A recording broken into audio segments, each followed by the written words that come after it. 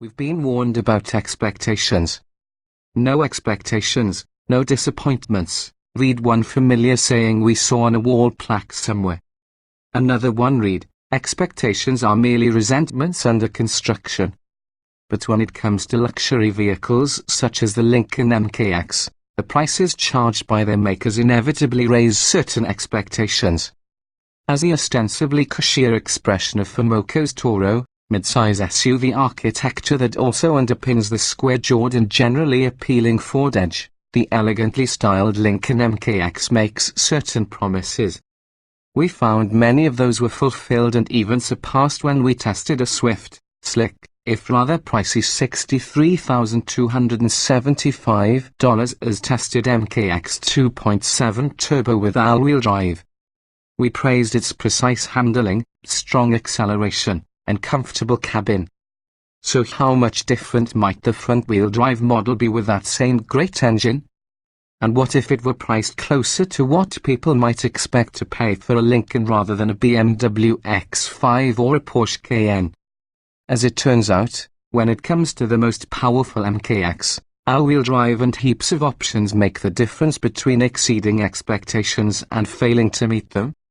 Power without grace on paper, the $2,000 charge to swap out the MKX's base engine, a 3.7-litre naturally aspirated V6 making 303 horsepower, for the optional 335 horsepower 2.7-litre turbocharged V6 seems a no-brainer, if only for the attendant boost in peak torque, from 278 lb-ft at 4,000 revolutions per minute to 380 lb-ft at 3,000 revolutions per minute. One might also expect that, by carrying nearly 300 pounds less than the all-wheel drive model, the front-drive 2.7 turbo model might serve up quicker 0 to 60 mph acceleration times. Or at least matching ones. Nope. The best we could muster with the front driver was a lackluster 6.9 seconds, 0.9 second behind the all-wheel drive MKX and 1.3 seconds behind the Ford Edge Sport, which is powered by a detuned version of the same engine with 315 horsepower and 350 lb-ft of torque. What gives?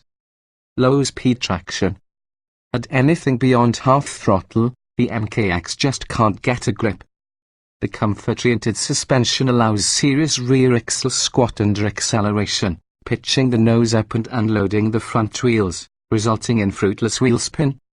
If there are pavement irregularities or a whiff of steering input when the power comes in, the driver needs both hands on the wheel to keep pointed straight. Stability control actually seems to worsen this effect, applying the brake to one front wheel, then the other, generating a seesaw response. We're talking about steering wheel yanking torque steer like you haven't seen since a 1980s Saab Turbo. Much of the 2.7T's extra power goes to waste when it can't route excess torque to the rear wheels. We tested during dry conditions in California and can't imagine how rambunctious it might be in the wet or in snow. Aside from that, the smooth Turbo 6 is a good companion. It barely whispers at speed, and combined with a dearth of wind and road noise noise cancellation technology, the MKX registers just 64 decibels at a 70 miles per hour cruise, 5 decibels quieter than the Edge Sport, matching such paragons of serenity as the Lexus LS. Expectations met. Smooth operator, until you stop. Also meeting expectations of the Lincoln brand is a deliciously silken ride, thanks to adaptive dampers that absorb bumps like Bounty sucks up spilled Kool-Aid. When we reviewed the all-wheel drive model, we noted that drivers need to dig deep into the Sync infotainment system's menus to change the chassis tuning among comfort, normal, and sport settings. The front drive edition avoids that annoyance with a system that isn't adjustable at all. Instead, the single-tune setup's responses are dictated directly by how you drive. Feed in the steering gently, and the vehicle stays rather flat as side loads build, turn quickly, and the MKX heaves over like a container ship in the North Sea. A major dead spot in the steering at center prevented this model from feeling terribly precise, no matter how heavy the steering got at high speeds. Our test example's vague brake pedal also made even the most concerted attempt at smooth stopping an exercise in futility. Initial pedal application produced little response. Then, at some point midway through the pedal travel, a point that was still unpredictable even after 2 weeks spent with the vehicle, a sudden onslaught of stopping power would ill forward anything not glued to the seats, heads, arms, cargo, dogs, hot cappuccino, in unseemly fashion. The MKX gives the impression of enormous stopping power, but our 70-toes braking test actually produced a lackluster 186-foot stopping distance, 15 feet longer than the FWD model and 10 longer than the Ford Edge Sport FWD.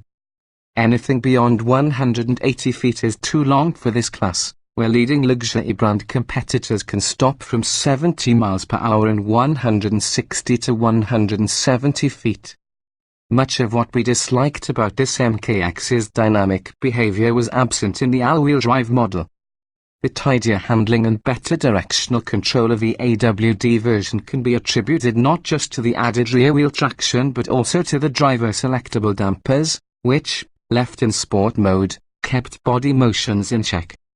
Our advice: spend the extra $2,495 for the all-wheel drive edition, or save $2,000 by sticking with the base 3.7-liter engine. Going with all-wheel drive raises 2 miles per gallon from the EPA rating on the highway, 24 versus 26 miles per gallon, while the 17 miles per gallon city figure doesn't change. In reality, we recorded 20 miles per gallon in the FWD model but only 17 miles per gallon in this front driver, the reverse of expectations. Vinyl everywhere like the other MKX we tested. This one arrived in reserve trim, the penultimate version, just below the Black Label model. More on that later, and its relatively attractive as-tested price of $54,365 included the $1,650 driver assistance package, lane keeping assist, interior mirror with camera, automated emergency braking, and adaptive cruise control, the $1,720 technology package, active park assist, front parking sensors, and a 360-degree camera, the $1,155 Revel audio system, $250 inflatable rear seatbelts, a $595 climate package, heated rear seats, heated steering wheel, and rain-sensing wipers, a $695 white platinum paint job, and a $60 enhanced security tag. It lacked the 22-way front seats, $1,500 that were in our all-wheel drive test car. We missed them, finding ourselves sitting on wide, lounge-like chairs that allowed too much body movement during turns. Our test car also had dreary all-black upholstery, with vast expanses of shiny vinyl on the dash and upper door panels that were made only slightly classier with stitching. The luxury vibe is further compromised by hard plastic in the lower door panels and the center console, with still more plastics doing their best impressions of wood, aluminium, and graphite surfaces. On the plus side, Lincoln had the good sense to reinstate conventional buttons and knobs for the MKX's stereo and climate controls rather than continue with the sliders and capacitive touch controls of the previous MKX. We also appreciate the open lower deck of the center console. And the rear seat is absolutely massive. Much of the MKX's interior cheapness is alleviated when you choose the Black Label trim, which coddles passengers with Venetian leather, genuine wood, and real metal, coordinated among one of 4 different design themes: modern heritage, thoroughbred, indulgence, or the muse. Black Label models also bring a different ownership experience, says Lincoln, complete with a concierge, free car washing, a yearly detail, and remote pickup and delivery services. But that comes at a steep price. A Black Label model with a 2.7-liter EcoBoost mill and a similar level of equipment as the reserve version we tested costs nearly $61,000, even more if you opt for the 22-way seats or all-wheel drive. At that price, Lincoln finds itself in a space where expectations are higher still. While Lincoln has opened up more space than ever between its MKX and the more plebeian Ford Edge, having even one model in the range exhibiting drivability issues as extreme as the torque problem this car had, disregarding the low-grade plastics and vinyl inside, makes it harder to consider Lincoln a worthy competitor to Mercedes-Benz and Audi.